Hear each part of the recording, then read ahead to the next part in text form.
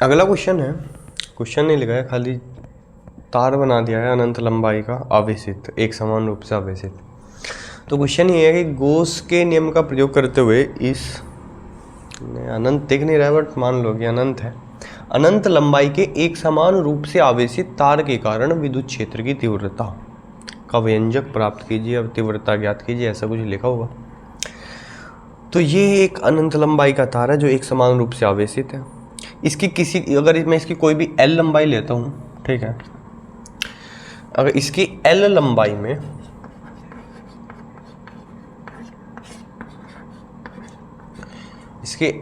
में अगर क्यों आवेश है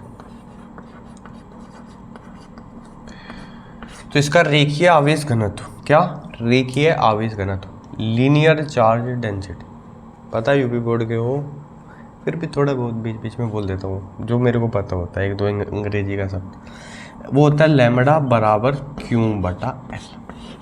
ठीक है, तो ये जो है इसका कांस्टेंट है हर जगह, ये एक समान रूप से आवेशित है, तो लैम्बडा बराबर क्यू बटा एल, इसका मात्रा क्या हो जाएगा, कूलम्ब बटा मीटर। ठीक है, तो हमको क्या करना है, इसके कारण क्या करना है, विद्युत क्षेत्र प्राप्त करना है। ठीक है, मान ले पॉइंट पी है तार से आर दूरी पर, ठीक है, इस पॉइंट पी पर हमको विद्युत क्षेत्र प्राप्त करना है। हम क्या करेंगे, हम एक गॉसियन पृष्ठ बनाएंगे। वैसे तुमने डेरिवेशन पढ़ा ही होगा, एक गॉसियन पृष्ठ बना दिया ऐसे करके, इधर आ रहा है इधर भी आ रही है, थोड़ा सा इसको मिटा लेते हैं, क्या है यार से चौंके, डब्बा मत समझो इसको, सिलेंडर ही है ये, बेलन ही है। ठीक है, ये एक बेलन बना लिया। अब ये पॉजिटिव चार्ज है तो इससे ऐसे ऐसे विद्युत क्षेत्र, ऐसे बल रेखाएं निकलेगी, है ना, कोई भी जो बल रेखा है वो ऊपर की तरफ तो नहीं जाएगी, इस डायरेक्शन में तो जाएगी नहीं, तो यही जो है मेरी क्या होगी, पी पर ये विद्युत क्षेत्र की दिशा होगी। ठीक है, इतना तो मेरे को पता चलेगा कि विद्युत क्षेत्र इस दिशा में होगा। हमने कहा है कि गॉस का नियम कहता है कि जो ये जो गॉसियन पृष्ठ बनाया है इससे गुजरने वाला फ्लक्स जो है, मतलब कितनी बल रेखाएं निकल रही है इससे, वो फ्लक्स जो होगा वो होगा किसके अंदर, कितना चार्ज इसके अंदर है, इसने अपने अंदर कितना चार्ज समाहित किया हुआ है, अपॉन एप्सिलॉन नॉट। अब हमने कहा था चार्ज कितना होगा, लैम्बडा बराबर क्यू बटा एल होता, तो एल लंबाई में, ठीक है, इस बेलन की लंबाई एल मान लेता है, ठीक है, ये क्या है, एल है लंबाई, तो एल लंबाई में कितना आवेश इसके अंदर आ गया होगा, तो क्यू बराबर लैम्बडा गुना एल, लैम्बडा कांस्टेंट है, तो ये हो गया लैम्बडा एल बटा एप्सिलॉन नॉट फ्लक्स। ठीक है, अब दूसरा तरीका है फ्लक्स को कैलकुलेट करने का, जो है फ्लक्स का फॉर्मूला है, वो क्या है, वो है कि तुम एक छोटा सा टुकड़ा बनाओ क्षेत्रफल का, ठीक है, ds, क्या है, ds। देखो ऐसे अगर बेलन बना हुआ है, ऐसे ऐसे गोल गोल बेलन बना हुआ है, समझो ऐसे एक बेलन बना हुआ है, ऐसे समझो ये तार है और बेलन, देखो ds, अगर इधर एक छोटा सा टुकड़ा ds लूंगा मैं, तो जिधर से विद्युत क्षेत्र बाहर जा रहा है वही डायरेक्शन उस ds की होगी, इधर लूंगा तो बल रेखा इधर की ओर आएगी, इधर भी, ये भी ऐसे होगा। लेकिन अगर मैं ऊपर वाले इसकी बात करूँ, वक्र पृष्ठ की नहीं, वक्र पृष्ठ के अलावा ये जो तल है ऊपर नीचे, ये तो वक्र पृष्ठ पे तो जिधर ds है उधर ही विद्युत क्षेत्र है, लेकिन इधर क्या है, इधर अगर एक पोर्शन लूंगा मैं, ठीक है, क्षेत्रफल की दिशा क्या होती है, जिधर से वो दिखाई दे, ठीक है, इसकी दिशा इसके लंबवत है, इस तल के लंबवत उसकी दिशा होती है, तो विद्युत क्षेत्र तो क्या होगा, तार से ऐसे ही जाएगा, इधर विद्युत क्षेत्र की तो ये दिशा हो जाएगी, ठीक है, विद्युत क्षेत्र की तो दिशा होगी ये, और जो है मेरे क्षेत्रफल की दिशा हो जाएगी ये, एक दूसरे के लंबवत हो जाएगा। ठीक है, इधर अगर मैं कोई ds बनाता हूँ छोटा सा, तो ये है उसकी डायरेक्शन ds की, ठीक है, और ये है विद्युत क्षेत्र की डायरेक्शन, तो बीच में एंगल कितना है, इतना, इधर 90 डिग्री, और इधर वही डायरेक्शन ई की है और वही डी एस की है। समझे? चित्र थोड़ा सा गंदा हो गया यार, तुम समझ ही होंगे। अच्छा है, तो मैं कहता हूँ कि टोटल फ्लक्स जो होगा मेरा इससे गुजरने वाला, वो क्या होगा, मैं कहता हूँ ई का और डी एस का, इसका पूरे का इंटीग्रेशन कर देंगे, बंद पृष्ठ पे पूरा इसका समाकलन कर देंगे तो आ जाएगा विद्युत क्षेत्र का और इसका। ये फॉर्मूला होता है फ्लक्स को कैलकुलेट करने का। अब इसको ना हम दो हिस्सों में तोड़ लेंगे, एक तो है वक्र पृष्ठ, ठीक है, और एक ये ऊपर वाला नीचे वाला। तो जो वक्र पृष्ठ है, वक्र पृष्ठ में तो क्या होगा, ई डॉट डी एस क्या हो जाएगा, ई डी एस और कोस 0 डिग्री, क्योंकि सेम डायरेक्शन में है, ठीक है। और जो वक्र पृष्ठ के अलावा ये जो तल है, ऊपर वाले नीचे वाले, इसको क्या बोलते हैं यार, पता नहीं मेरे को, तो इसको क्या बोलते हैं, प्लस बाकी का जो बचा है, ठीक है, उसमें क्या हो जाएगा, उसमें हो जाएगा ई डी एस कोस 90 डिग्री, ठीक है। बाकी इधर वाले में और इधर वाले में क्या है, 90 डिग्री है। इसका नाम कुछ सोच के लिख लेना, ठीक है, क्योंकि ये तो कोस 90 की वैल्यू 0 होती है, ये तो वैसे भी क्या होने वाला है, 0 होने वाला है। तो मैं एक बार ये देख लूँ कि नीचे तक दिख रहा है क्या, दिख रहा है। तो ये तो 0 हो गया, बचा क्या, बचा सिर्फ ये। और ई जो रहने वाला है पूरा वक्र पृष्ठ में, देखो पूरा वक्र पृष्ठ जो है आर दूरी पे ही होगा, आर दूरी पे ही होगा, ठीक है। तो ई जो है आर दूरी पे चारों तरफ से क्या होने वाला है, बराबर कांस्टेंट होने वाला है। इसकी वैल्यू तो 1 हो जाएगी, ई बाहर आ जाएगा मेरा, ई जो है बाहर आ गया, इधर फाई लिखा हुआ है, फ्लक्स कैलकुलेट कर रहे हैं, और अंदर बचेगा डी एस खाली, ठीक है। कोस 0 की वैल्यू 1 होगी, और नीचे क्या लिखा हुआ है, वक्र पृष्ठ। तो पूरा बेलन का डी एस का जब समाकलन करेंगे तो क्या बन जाएगा, पूरा बेलन का वक्र पृष्ठ। और बेलन का वक्र पृष्ठ क्या होता है, बेलन का वक्र पृष्ठ होता है 2 पाई आर और एल, ठीक है। 2 पाई आर ये नीचे का क्षेत्रफल और ऊंचाई की मल्टीप्लाई कर दो उसमें, तो ये बन जाता है क्षेत्रफल, नहीं सॉरी 2 पाई आर नीचे की परिधि, वृत्त की इसके नीचे की परिधि। गलती कितनी कर रहा हूँ। तो ये फ्लक्स निकाल लिया हमने। तो हमने दो तरह से फ्लक्स निकाल लिया, एक तो ये निकाला था गॉस के नियम का प्रयोग करके, और एक ये निकाल लिया गणित का प्रयोग करके। तो दोनों को बराबर रख देते हैं एक दूसरे के, वो विद्युत क्षेत्र निकल जाएगा। कुछ मुश्किल है नहीं है। एक तो फ्लक्स फाई निकाल लिया क्यू बाई एप्सिलॉन नोट करके, एक फॉर्मूला दूसरा फॉर्मूला यूज कर लिया ई डॉट डी एस करके, टोटल फ्लक्स निकाल लिया, दोनों को बराबर रख देते हैं, ठीक है। अब जो हिंदी है वो मैंने शुरू में बताया था ना कि चैप्टर वाइज नहीं पढ़ रहे हैं, वो तुम्हारी मेहनत है। कि माना एक तार है अनंत लंबाई का जिस पर एक समान रूप से आवेशित वितरित है तथा आवेश घनत्व रेखीय आवेश घनत्व लैम्बडा है। इससे आर दूरी पर एक बिंदु P है जिस पर हमें विद्युत क्षेत्र की तीव्रता ज्ञात करनी है। हम एक गोल इससे जो है P से होते हुए एक गॉसियन पृष्ठ एक बेलन की रचना करते हैं, चित्रानुसार चित्र बना दूंगे, ठीक है। फिर गॉस के नियम का प्रयोग करके इस बेलन से गुजरने वाला फ्लक्स फाई बराबर क्यू बाई एप्सिलॉन हो। हम जानते हैं कि कुल फ्लक्स फाई बराबर होता है ऐसा, फिर ऐसे ऐसे करके दिखा दूंगा। फिर उसके बाद इसको समीकरण 1 लिख देना, इसको समीकरण 2 लिख देना, फिर समीकरण 1 व 2 से, ठीक है, दोनों को बराबर रख रहे हैं और क्या कर रहे हैं, ठीक है। ये सब लिख लिख के इसमें एकदम ये सब हिंदी एक्सपर्ट हो जाओ। तो दोनों फ्लक्स बराबर रख देते, एक तरफ है लैम्बडा एल बाई एप्सिलॉन और दूसरी तरफ था ए इंटू 2 पाई आर एल। तो एल से एल कैंसिल हो जाएगा, ठीक है। विद्युत क्षेत्र ज्ञात करना है, 2 पाई आर नीचे आ जाएगा, तो लैम्बडा बटा 2 पाई आर एप्सिलॉन नोट बराबर है ई, ठीक है। 2 2 के ऊपर नीचे गुणा कर देंगे तो ये थोड़ा सा ऐसा बन जाएगा, ई बराबर 1 बटा 4 पाई एप्सिलॉन नोट 2 लैम्बडा बटा आर, ये ठीक है।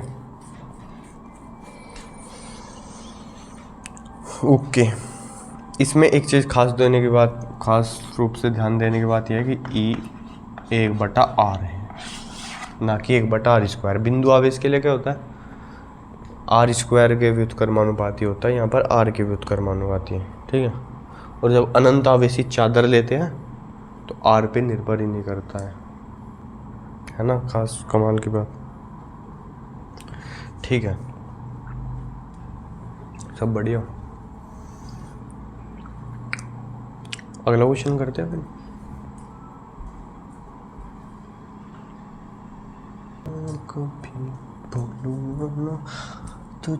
अगला क्वेश्चन है कि परावर्ती दूरदर्शी का किरण आरेख खींचिए, इसकी क्रिया विधि स्पष्ट कीजिए। हमने कहा ठीक है कर देंगे, एक ही साथ कर लेते हैं, किरण आरेख बनाते बनाते उसकी क्रिया विधि भी समझ लेते हैं, ठीक।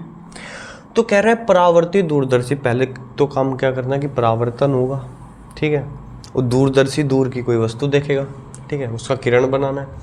तो एक दूर वस्तु रखी है, एक बिल्ली कहानी, सब बच्चों की नानी, ये दूर वस्तु रखी है, इसको देखना है मेरे को टेलीस्कोप लगा के, ठीक है। इधर मैं अपना दूरबीन रखूँगा, ठीक है, और उससे देखूँगा इसको। तो दूरबीन है कैसी, अभी हम उसकी बात कर लेते हैं। तो दूरबीन में सबसे पहले मैं एक बड़ा सा अवतल दर्पण दूंगा, ठीक है। बड़ा इसलिए क्योंकि जितना बड़ा अवतल दर्पण उतनी ज़्यादा लाइट एब्जॉर्ब करेगा, पकड़ेगा, परावर्तित करेगा, उतना ही ज़्यादा चमकीला प्रतिबिंब बनेगा, ठीक है। तो एक बड़ा सा अवतल दर्पण ले लिया, ये उस अवतल दर्पण की मुख्य अक्ष मान लेते हैं। अब ये जो दूर एक वस्तु रखी है, इससे पैरेलल किरणें आएंगी, हमें पता है अनंत पर रखी वस्तु के से क्या है, समांतर किरणें आती है, आके जब वो अवतल दर्पण से टकराती है तो टकराने के बाद उसके फोकस तल पर प्रतिबिंब फोकस पर बनता है। मान लिया फोकस है इसका, तो ये कहीं फोकस तल पे मिलेगी, इधर मिला देता हूँ, ठीक है। ये प्रतिबिंब बन गया, उल्टा बनेगा, वास्तविक बनेगा, छोटा सा बनेगा। लेकिन अभी क्या करेंगे, इससे पहले कि ये प्रतिबिंब बन पाता, ठीक है, किरण आरेख खींचना ना, इससे पहले कि ये प्रतिबिंब बन पाता हम एक खेल करेंगे। क्या खेल करेंगे, हम इधर एक समतल दर्पण रख देंगे, समतल दर्पण से प्रकाश टकरा जाएगा, इधर तक आ ही नहीं पाएगा, फोकस तक पहले बीच में रख देंगे। क्यों रख देंगे, हमारी मर्जी, हम तो रखेंगे। क्या कर दिया, एक समतल दर्पण रख दिया इधर, ठीक है, क्या समतल दर्पण। और समतल दर्पण भी ऐसे नहीं, मुख्य अक्ष से 45 डिग्री का कोण बनाते हुए, ठीक है। जैसे मुख्य अक्ष है, ऐसे करके रख दिया, ठीक है, जैसे लाइट ऐसे आएगी ऐसे टकरा के जाएगी, ठीक है। तो इधर इधर बना देते हैं, इधर लाइट पहुंचे उससे पहले क्या कर दिया, एक देखो अब तक मुश्किल काम नहीं है, कुछ भी नहीं है, अब तक तो सिर्फ एक अवतल दर्पण ही रखा है, किरण आरेख बना रहे। अभी क्या रख दिया, एक समतल दर्पण रख दिया। क्या यार दर्पण दर्पण हो रहा है। और ये जो मेरा बड़ा सा अवतल दर्पण है, ये मेरा क्या है, अभिदर्शक है, अभिदर्शक, दो चीज़ है ना, एक अभिदर्शक और एक नेत्रिका, तो मेरा अभिदर्शक। तो देखो ये समतल दर्पण, ये जो प्रकाश किरणें जिधर जाके मिलने वाली थी और इधर एक प्रतिबिंब बनाने वाली थी लेकिन बना नहीं पाई, तो अब ये क्या है, ये इसके लिए करेगा एक आभासी वस्तु का कार्य है। कैसा, आभासी वस्तु का कार्य। इस आभासी वस्तु का ये समतल दर्पण जो है एक प्रतिबिंब बना देगा, ठीक है। तो इधर से इस समतल दर्पण की ओर आ रही है और यहाँ से परावर्तित होके जाएगी, ठीक है। किधर भेजो,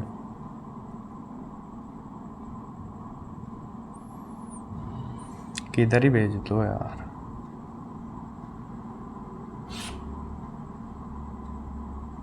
चित्र थोड़ा सा अच्छा सा बनना चाहिए ना, लेकिन तो ऐसे और ऐसे, ठीक है। आगे नहीं पहुंच पाई है, इनके आगे पहुंचने का अभियान खत्म हो गया और समतल दर्पण ने इनको पहले ही क्या कर दिया, परावर्तित कर दिया। ठीक है, बहुत जल्दी मिलवा दिया मैंने इनको।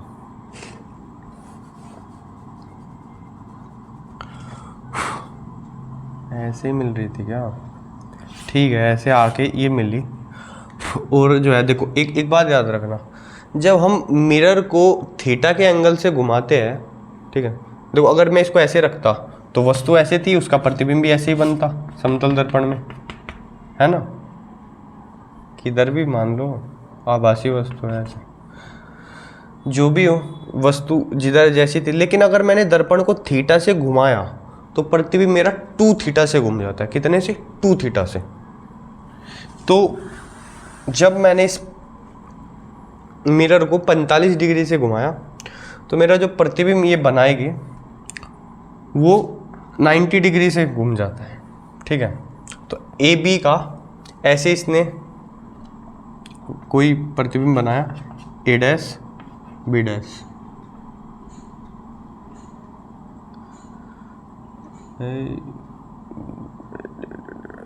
चलो ठीक है, ये बना दिया ए डैश बी डैश। अब हम क्या करेंगे, ये जो लाइट आई है इस समतल दर्पण से टकरा के गई है, ये जो प्रतिबिंब बना है, लेकिन ये इधर ये छोटू सा बनता है ना। समतल दर्पण क्या है, मैग्नीफाई तो करता नहीं है, घुमा दिया इधर बना दिया, लेकिन छोटू सा ही बनेगा। इसको थोड़ा सा बड़ा करके देखना है, तो हम क्या करेंगे, इधर अपना एक नेत्रिका लगा देंगे। ठीक है, इधर क्या करेंगे, इधर अपना क्या करेंगे, ये लाइट आ रही है, इधर अपना एक नेत्रिका रख दिया। ठीक है, ये क्या है, नेत्रिका। ये नेत्रिका को इस तरीके से रखेंगे कि जहाँ ये प्रतिबिंब बन रहा है ये इस नेत्रिका के क्या बने, फोकस पर बने। तो ये क्या करेगा, ए डैश बी डैश जो है इसके लिए, इस नेत्रिका के लिए वस्तु का कार्य करेगा, और इसका ये दूसरा प्रतिबिंब कहीं अनंत पे बना देगा। ठीक है, अनंत पे इसका कहीं दूसरा प्रतिबिंब बड़ा सा जो है A double dash B double dash बना देगा, उल्टा कर देगा ना, है ना। उल्टा करेगा कि नहीं करेगा, उल्टा तो करेगा।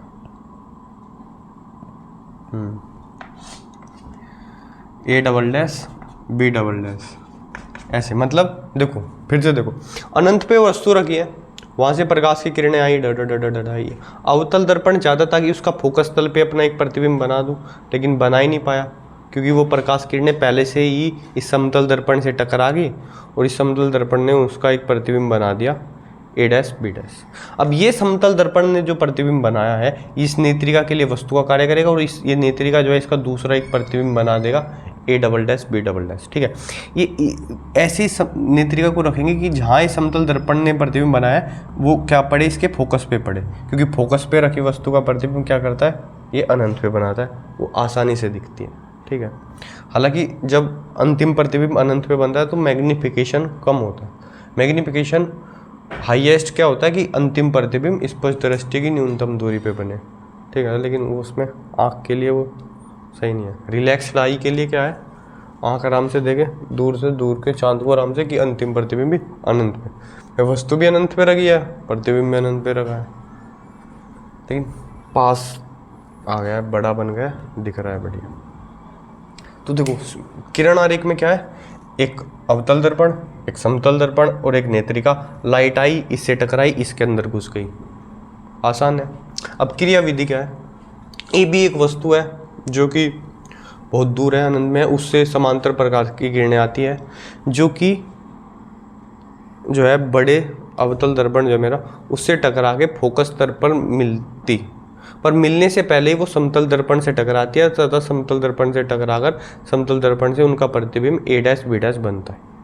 अब यह प्रतिबिंब ए डैश, देखो ये क्रिया विधि है, लिख लो, या तो बुक से देख लो या लिख लो, या ये सुनते रहो, बुक से भी देखते रहो, बुक को खोल के रख लो। ठीक है यार, मैं एक एक लिखूंगा, मेरे लिए बहुत मुश्किल हो जाएगा, इतने सारे क्वेश्चन करने, तो मैं बोल ही सकता हूँ। अब ये ए डैश बी डैश जो है, ये इस नेत्रिका के लिए वस्तु का कार्य करता है, और नेत्रिका उसका अंतिम प्रतिबिंब A double dash B double dash बना देती है, खत्म।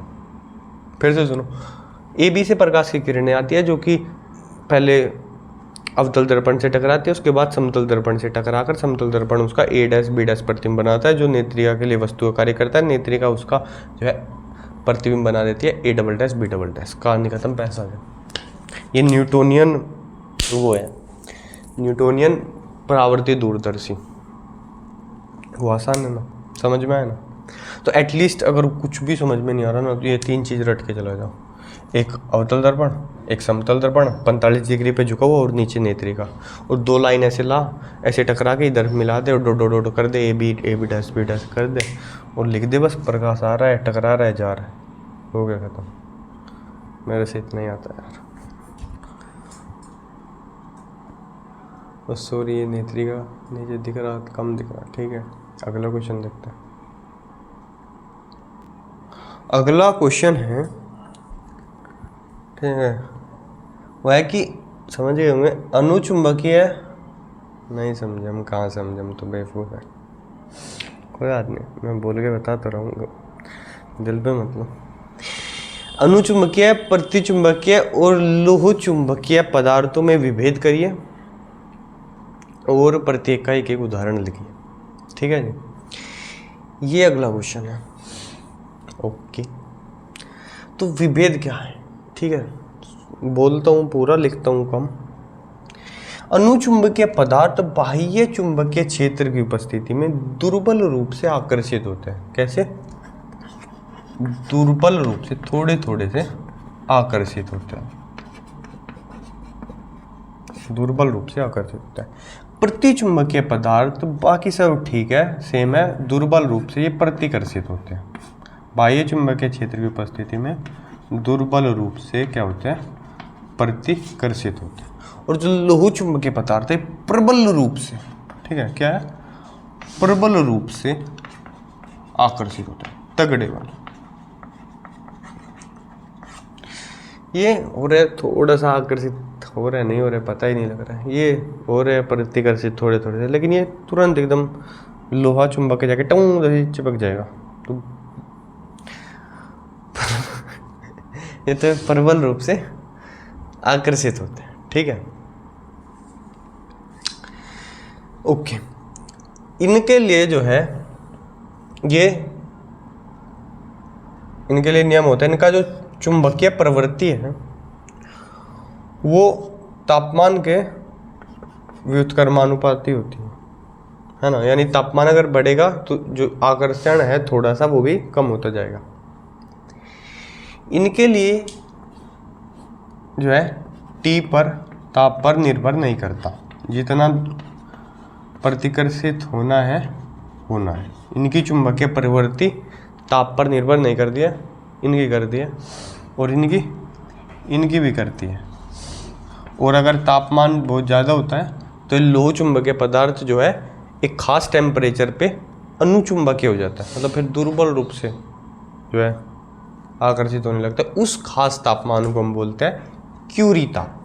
ठीक है, तो क्यूरी ताप याद रखेंगे, क्यूरी ताप में क्या होता है कि लौह चुंबकीय जो है, जो प्रबल रूप से आकर्षित होता है वो भी दुर्बल रूप से आकर्षित होने लगता है। ठीक है, वो क्यूरी ताप। इनमें जो है अयुग्मित इलेक्ट्रॉन पाया जाता है। क्या? अयुग्मित इलेक्ट्रॉन। ठीक है, उसी की जो स्पिन है उसी की वजह से अट्रैक्शन है। इसमें जो है इलेक्ट्रॉन्स पूरी तरह से क्या है? युग्मित है, युग्मित इलेक्ट्रॉन। अयुग्मित इलेक्ट्रॉन है, युग्मित इलेक्ट्रॉन। और इसमें क्या है? इसमें अयुग्मित इलेक्ट्रॉन तो है ही है, लेकिन साथ में क्या है? इसमें डोमेन का निर्माण होता है। ठीक है, क्या होता है? डोमेन का निर्माण। डोमेन क्या होता है कि बहुत सारे जो इलेक्ट्रॉन्स है, युग्मित इलेक्ट्रॉन है, उनकी स्पिन जो है वो एक ही डायरेक्शन में है। बहुत सारे कितने? 10 की पावर 15, 10 की पावर 17, इतने इलेक्ट्रॉन्स का स्पिन जो है एक ही उसमें है। तो ये अपने आप में एक चुंबक है, लेकिन क्या है कि एक डोमेन इस डायरेक्शन का बना हुआ है, एक डोमेन इस डायरेक्शन में बना हुआ है। ठीक है, एक डोमेन ऐसा है, तो एक दूसरे को सामान्य रूप से कैंसिल करते हैं। तो फिर बाद में चुंबकीय क्षेत्र में रखने से ये जो है, ये चुंबक कैसे बन जाता है? तो 2 तरीके से। एक तो ये कि ये वाला जो कोई भी एक डायरेक्शन वाला डोमेन वो बड़ा हो जाए, वो दूसरों को भी अपने में समाहित कर ले, ठीक है। और दूसरा कि जो दूसरे डायरेक्शन वाले थे, मान लिया चुंबकीय क्षेत्र इस दिशा में लगाया है हमने, तो इस दिशा वाला एक तो बड़ा हो रहा है, दूसरा दूसरे वाले भी घूम गए, ठीक है, ऐसे से घूम गए घूर्णन से, ठीक है, ऐसे घूम गए उसी डायरेक्शन में अलाइन हो रहे हैं, ठीक है। तो ये जो है ये लोह चुंबकीय पदार्थ स्थायी चुंबक भी बन सकते हैं। ऐसे जब सब के सब ऐसे ही हो जाएंगे एक ही डायरेक्शन में तो स्थायी चुंबक बन जाए। समझ में नहीं आया? किताब खोल के थोड़ा सा पढ़ो, ठीक है। तो इनमें अयुग्मित इलेक्ट्रॉन, इसमें युग्मित, इसमें भी अयुग्मित इलेक्ट्रॉन और डोमेन का निर्माण है। इसकी काई की वैल्यू जो है पॉजिटिव है, ठीक है। चुंबकीय प्रतिवर्ती पॉजिटिव है तभी तो आकर्षित हो रहा है, लेकिन एक के बहुत पास है, बहुत बड़े नहीं, ठीक है। इसकी भी क्या है, इसकी काई जो है निगेटिव है, ऋणात्मक है, चुंबकीय परिवर्ती, तभी तो प्रतिकर्षित हो रहा है। और उसका भी जो एब्सोल्यूट वैल्यू अगर हम देखें तो वो भी क्या है, एक के लगभग बड़ा। एब्सोल्यूट मतलब समझ रहे हो ना, माइनस का भी अगर वैल्यू देखे खाली कितनी है, माइनस प्लस ना देखे तो कम ही है, मतलब ये दुर्बल रूप से आकर्षित, ये दुर्बल रूप से प्रतिकर्षित। लेकिन इसकी जो काई है वो क्या है, लगभग 10⁻², 100 ऐसे। मतलब क्या है कि इसमें जैसे हम बाह्य विद्युत क्षेत्र लगाए तो इसमें काई लगभग एक ही है, तो मतलब लगभग 1 गुना 1.5 गुना चुंबकीय क्षेत्र उसके अंदर हो गया। इसमें क्या है, विपरीत दिशा में हो जाएगा। इसमें क्या है, बाहर जितना चुंबकीय क्षेत्र लगाए अंदर उसका 100 गुना हो गया, क्योंकि अंदर भी तो चुंबक है ना, इसके डोमेन बने हुए हैं। तो ये बात है। उदाहरण लिख लेते हैं। इसमें उदाहरण क्या है, एल्यूमिनियम है, मैग्नीज है, प्लेटिनम है और ऑक्सीजन भी है। इसके उदाहरण क्या है, सोना, चांदी, जिंक, तांबा, ये इसके उदाहरण हैं। और इसके उदाहरण तो पता ही है दुनिया को, संसार को, लोहा, निकेल, कोबाल्ट, ये इसके उदाहरण हैं लोह चुंबक। तो ध्यान से देखो, ये दुर्बल रूप से आकर्षित होते हैं वायु चुंबकीय क्षेत्र में, ये दुर्बल रूप से प्रतिकर्षित, ये प्रबल रूप से प्रतिकर्षित। ये तापमान के साथ इनका अनुचुंबकत्व कम होगा, इस पे फर्क नहीं पड़ता है, इसका भी कम होगा। क्यूरी ताप से ताप ज़्यादा होगा तो वो अनुचुंबकीय हो जाएगा। लोहे के लिए क्यूरी ताप लगभग 780-83 ऐसा कुछ उतना केल्विन होता है, एग्जैक्ट फिगर याद नहीं है, उससे ज़्यादा टेम्परेचर होते हैं वो अनुचुंबकीय हो जाएगा। अयुग्मित इलेक्ट्रॉन होते हैं, युग्मित होता है, अयुग्मित इलेक्ट्रॉन होता है और डोमेन का निर्माण होता है। काई की वैल्यू पॉजिटिव है लेकिन बहुत छोटी है, निगेटिव है बहुत छोटी है, पॉजिटिव तो ही है बड़ी है। एल्यूमिनियम ये वो, सोना, चांदी, लोहा। अब अगला क्वेश्चन देखते हैं। तो अगला क्वेश्चन भी वैसा सही है। इसमें चालक, कुचालक और अर्धचालक में वर्गीकरण करना है ऊर्जा बैंड के आधार पर। किसके आधार पर? ऊर्जा बैंड के आधार पर। तो ऊर्जा बैंड के आधार पर क्या वर्गीकरण है? देखो, 2 बैंड होते, एक संयोजक बैंड, वैलेंस बैंड, और एक चालन बैंड, ठीक है। तो चालक में क्या है, 2 चीज है, या तो पहली चीज ऊपर वाला चालन बैंड है, ठीक है, बैंड बाजा बारात, और नीचे वाला संयोजक बैंड है, संयोजक या कहीं कहीं सह संयोजक, जो भी लिखा होगा। तो इसमें क्या है कि जो या तो 2 चीज है, या तो ये चालन बैंड और बीच में जो है, बीच में होता है वर्जित ऊर्जा अंतराल, ठीक है, वर्जित ऊर्जा अंतराल। एक तो वर्जित ऊर्जा अंतराल इनमें कम होता है, ठीक है। दूसरा, या तो चालन बैंड पहले से ही क्या होगा, भरा होगा आंशिक रूप से, है, पहले से ही चालन बैंड में इलेक्ट्रॉन है, तो बाहर से विद्युत क्षेत्र लगाओगे तो ये इलेक्ट्रॉन गति करने लगेंगे, विद्युत धारा का प्रवाह होने लगेगा। ठीक है, या तो चालन बैंड आंशिक रूप से भरा हुआ है पहले से, और या फिर दूसरा केस क्या है कि जो चालन बैंड है और जो सहसंयोजी बैंड है वे एक दूसरे पे अतिव्यापित है। क्या है, और मतलब ये भी है, अगर ये भरा हुआ है इसका मतलब ये क्या है, इधर से कुछ इलेक्ट्रॉन गए हैं तभी तो वो भरा हुआ है, तो इधर ये क्या है, खाली भी है। यानी एक दो केस है, पहला तो क्या है कि संयोजक बैंड से पहले इलेक्ट्रॉन उछल के चालन बैंड में पहुंचे हुए हैं, ठीक है, वो पहले से ही भरा हुआ है। या दूसरा केस क्या है, एक दूसरे पे क्या है, अतिव्यापित है, ऊर्जा अंतराल जो है ही नहीं, वर्जित ऊर्जा अंतराल। ठीक है, ऐसे ऐसे कुछ इलेक्ट्रॉन्स है इधर है, ठीक है। तो चालक वे होते हैं जिनमें चालन बैंड आंशिक रूप से भरा होता है, वर्जित ऊर्जा अंतराल बहुत कम होता है और बढ़िया करंट इनमें फ्लो करता है। कुचालक क्या है, कुचालक में जो चालन बैंड है वो खाली है,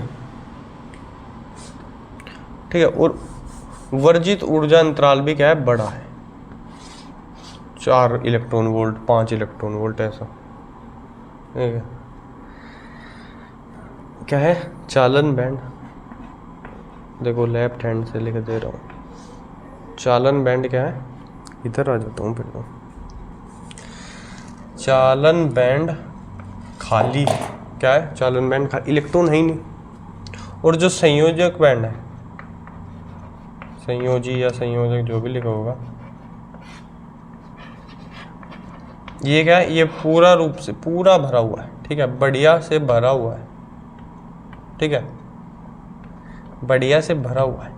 और अगर हम विद्युत क्षेत्र लगाए तो क्या होगा, क्या होगा, कुछ नहीं होगा, इधर से इलेक्ट्रॉन इधर कूद के जा ही नहीं सकता, क्योंकि जो वर्जित ऊर्जा अंतराल है वो क्या है, बहुत ही बड़ा है, ग्रेटर देन 5 इलेक्ट्रॉन वोल्ट। इसमें क्या है कि वर्जित ऊर्जा अंतराल जो है बहुत ही बड़ा है, इसीलिए हम बाह्य विद्युत क्षेत्र लगाते हैं तो भी इलेक्ट्रॉन इधर से कूद के इधर नहीं जा पाता, जब तक कि बहुत तेज विद्युत क्षेत्र ना लग जाए। बहुत तेज लगता है तो हवा से भी करंट भागता है, हवा पानी फिर तो हर जगह करंट दौड़ता है, बहुत तेज अगर विद्युत क्षेत्र लगा दें, लेकिन छोटे मोटे में कुछ नहीं होता, तो कुचालक बना रहता है। तो कुचालक में वर्जित चालन बैंड और संयोजी बैंड, एक तो चालन बैंड खाली है, दूसरा चालन बैंड और संयोजी बैंड के बीच में जो है क्या है, वर्जित ऊर्जा अंतराल बहुत ही ज़्यादा है। तीसरी चीज़ है अर्धचालकी। अर्धचालक में क्या है, चालन बैंड तो खाली है, चालन बैंड तो खाली है, लेकिन जो ऊर्जा अंतराल है, संयोजी बैंड भरा हुआ है, ठीक है, संयोजक बैंड ये भरा हुआ है, ठीक है, लेकिन इसके बीच में ऊर्जा अंतराल जो है क्या है, कम है, ठीक है। जो वर्जित ऊर्जा अंतराल है वो क्या है, लगभग 1 इलेक्ट्रॉन वोल्ट, ठीक है। तो अगर हम टेम्परेचर बढ़ाते हैं, ठीक है, तो टेम्परेचर बढ़ाते हैं तो यहाँ से कुछ इलेक्ट्रॉन कूद के इधर चले भी जाते हैं, ठीक है। तो इसमें क्या होता है, टेम्परेचर बढ़ने से इसकी चालकता बढ़ती है, टेम्परेचर बढ़ा, टेम्परेचर राइज। अच्छा ये खाली कब होता है, ये खाली होता है बिल्कुल 0 टेम्परेचर, 0 केल्विन पे बिल्कुल खाली हो, लेकिन जैसे ही टेम्परेचर बढ़ेगा तो इधर से कुछ इलेक्ट्रॉन कूद के, खास ध्यान देने वाली बात है कि ये बिल्कुल 0 टेम्परेचर पे भी क्या है, चालन बैंड इसका आंशिक रूप से भरा होता है, तो मतलब बिल्कुल 0 टेम्परेचर पे तो कंडक्टर सुपर कंडक्टर हो जाता है। लेकिन इधर क्या है, टेम्परेचर जैसे ही राइज करेगा कुछ इलेक्ट्रॉन इधर से कूद के इधर पहुंच जाएंगे अर्धचालक में, ठीक है, इधर होल्स रह जाएंगे, क्या रह जाएंगे, होल्स, कोटर, और इधर ये पहुंच गए इलेक्ट्रॉन्स। ये खतरनाक है, इसमें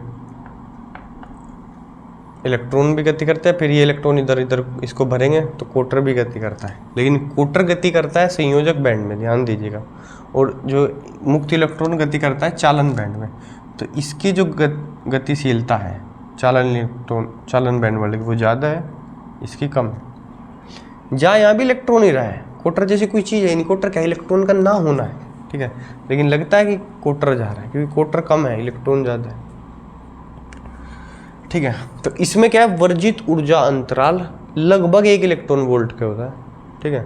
टेम्परेचर बढ़ने के साथ साथ कुछ इलेक्ट्रॉन कूदकर चालन बैंड में पहुंच जाते हैं तथा थोड़ा बहुत विद्युत का चालन होता है, ठीक है।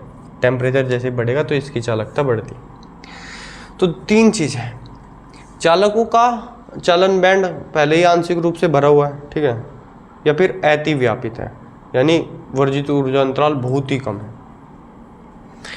इनमें कुचालक में वर्जित ऊर्जा अंतराल बहुत ज़्यादा है और चालन बैंड पूरा खाली पड़ा हुआ है, ये बेचारे इधर से उधर कूद के जा नहीं सकते। इनमें क्या था, इनका भी चालन बैंड खाली था लेकिन वर्जित ऊर्जा अंतराल कम था, लगभग 1 इलेक्ट्रॉन के वोल्ट के करीब। तो जैसे ही टेम्परेचर बढ़ा कुछ इलेक्ट्रॉन कूद के इधर चले गए, ऐसा है, समझे। मतलब जीरो, बिल्कुल 0 केल्विन पे जो अर्धचालक होगा वो क्या हो जाएगा, कुचालक जैसा व्यवहार करेगा, बिल्कुल ये खाली पड़ा है, ठीक है। तो ये हो गया चालक, कुचालक और अर्धचालक में वर्गीकरण। बहुत बढ़िया, ठोको ताली।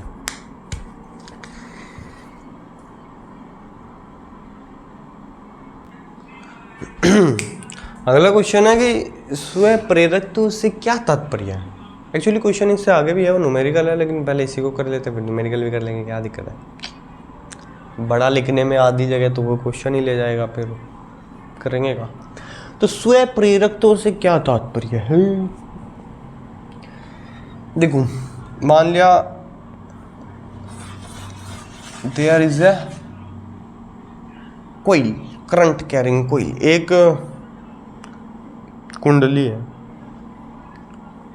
जिसमें धारा बह रही है, ठीक है, क्या है, धारा बह रही। अगर इस धारा के मान में परिवर्तन होता है, ठीक है, तो कुंडली जब धारा बह रही है तो इससे क्या है, चुंबकीय क्षेत्र, ठीक है, इसका चुंबकीय क्षेत्र भी है, तो इससे कुछ चुंबकीय जो बल रेखाएं जा रही है, तो इससे बद्ध एक चुंबकीय फ्लक्स है। जब धारा आई धारा बह रही है, ठीक है, धारा आई धारा बह रही है तो कुछ चुंबकीय फ्लक्स है फाई भी, ठीक है। तो जब धारा के मान में आप परिवर्तन करते हो, ठीक है, क्या करते हो, जब धारा के मान में, ये तो वैसे परिनालिका बना दी मैंने, बट एक ही बात है, परिनालिका बना लो या कुंडली बना लो, इसमें धारा ही जा रही है। जब धारा के मान में आप परिवर्तन करते हो तो क्या होगा, तो इस चुंबकीय फ्लक्स के मान में भी परिवर्तन होगा, ठीक है। आपने धारा के मान में परिवर्तन किया समय के साथ, तो इस चुंबकीय फ्लक्स के मान में भी परिवर्तन होता है। और फिर फैराडे का नियम कहता है कि चुंबकीय फ्लक्स के मान में परिवर्तन होने से एक प्रेरित विद्युत वाहक बल उत्पन्न होता है। क्या क्या बोले कि इस धारा के मान में परिवर्तन होने से फ्लक्स में परिवर्तन होता है, और फ्लक्स में परिवर्तन होने से क्या होता है, एक प्रेरित विद्युत वाहक बल उत्पन्न होता है। क्या होता है, प्रेरित विद्युत वाहक बल उत्पन्न होता है। तो ऐसे ही जब इस कुंडली में हम धारा के मान में परिवर्तन करते हैं तो इसमें एक प्रेरित विद्युत वाहक बल उत्पन्न होता है, और प्रेरित विद्युत वाहक बल जो है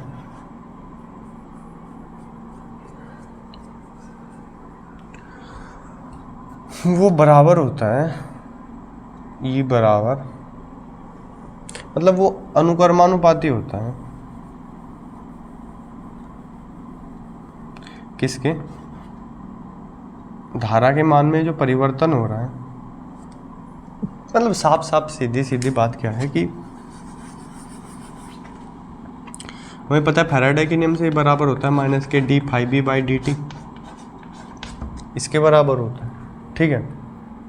अच्छा, अब एक बात ये भी है कि जब देखो ये कुंडली जो है कुंडली में फ्लक्स जो होगा, कुंडली का फ्लक्स जो होगा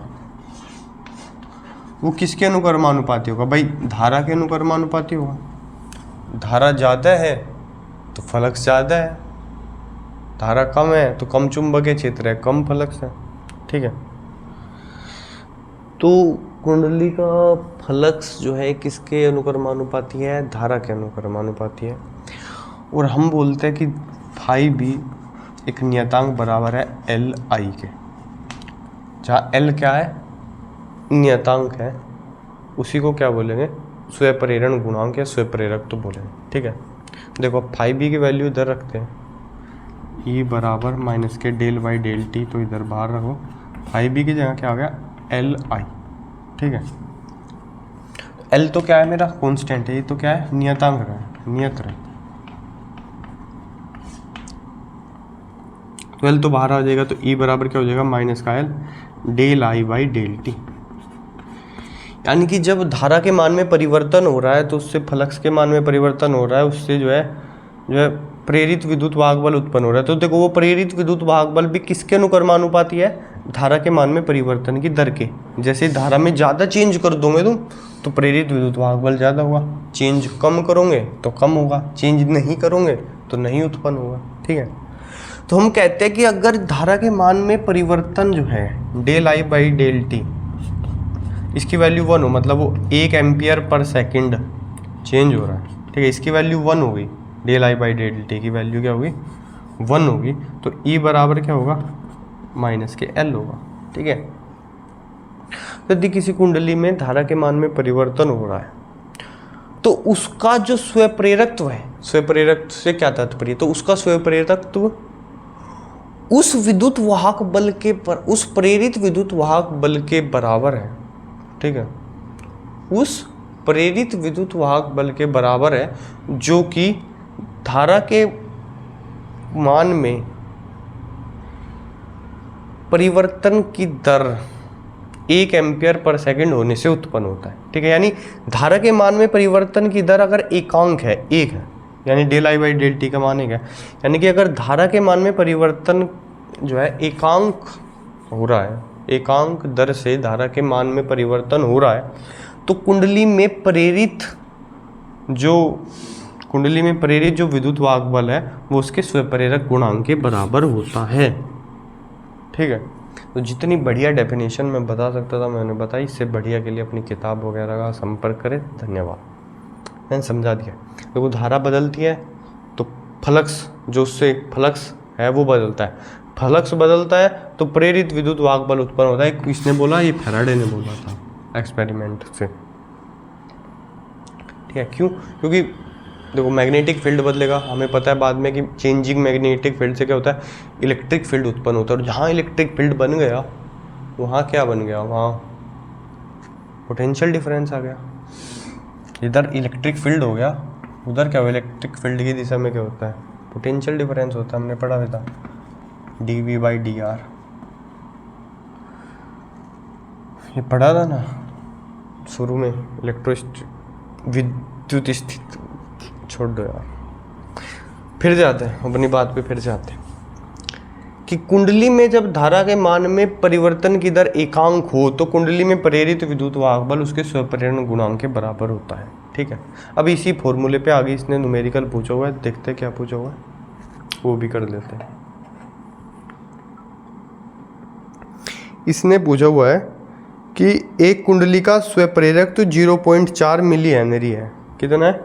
0.4 मिली हेनरी। एल की वैल्यू दी है।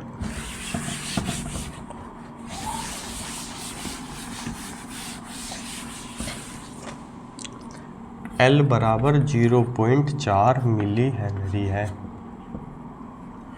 इसमें बहने वाली धारा का मान 0.1 सेकंड में 1 एम्पियर परिवर्तित होता है, यानी डेल्टा टी कितना है? 0.1 सेकंड। इतने सेकंड में डेल्टा आई का मान कितना परिवर्तन होता है? 1 एम्पियर। 1 एम्पियर धारा के मान में परिवर्तन होता है।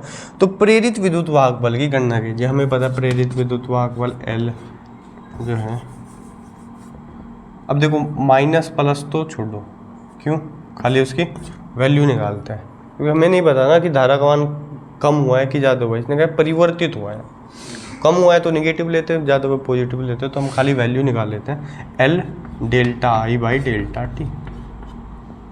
इसकी वैल्यू है 0.4 मिली हेनरी, इसकी वैल्यू है 1, इसकी वैल्यू है 0.1, 0.1 सेकेंड में बदला है, तो इससे पॉइंट कैंसिल, ये क्या आ गया 4 वोल्ट। सवाल खत्म, पैसा आ जाओ। यानी कि अगर कोई कुंडली है, देखो ये तो कुंडली के लिए कांस्टेंट है, धारा कितनी दोगे कितनी नहीं दोगे उससे नहीं फर्क पड़ता है, कुंडली का ये स्वप्रेरक तो कांस्टेंट रहेगा। उसमें अगर तुमने 0.1 सेकंड में 1 एम्पियर धारा बदल दी तो उसमें 4 वोल्ट का प्रेरित विद्युत भाग बल उत्पन्न हो जाएगा। ये है। अगर कुंडली में फेरे वेरे कुछ ज़्यादा है और मान लिया ये 4 मिली हेनरी, ओ सॉरी ये गड़बड़ हो गई, ये तो मिली हेनरी है, ठीक है मिली हेनरी, तो ये मिली हेनरी है तो आंसर मेरा मिली वोल्ट आएगा, ठीक है क्या आएगा millivolt, millivolt, millivolt लिखो या फिर इस मिली हेनरी को ऐसे लिख लो 0.4 गुणा 10 की पावर माइनस के 3 हेनरी, तो ये बन जाएगा 4 गुणा 10 की पावर माइनस के 4 हेनरी, ठीक है वो रखोगे तो उत्तर एंड में आएगा 4 गुणा 10 की पावर माइनस के 3 वोल्ट, ठीक है ओके। तो आज की वीडियो में इतना ही, हमें दीजिए इजाज़त, जय सिया राम।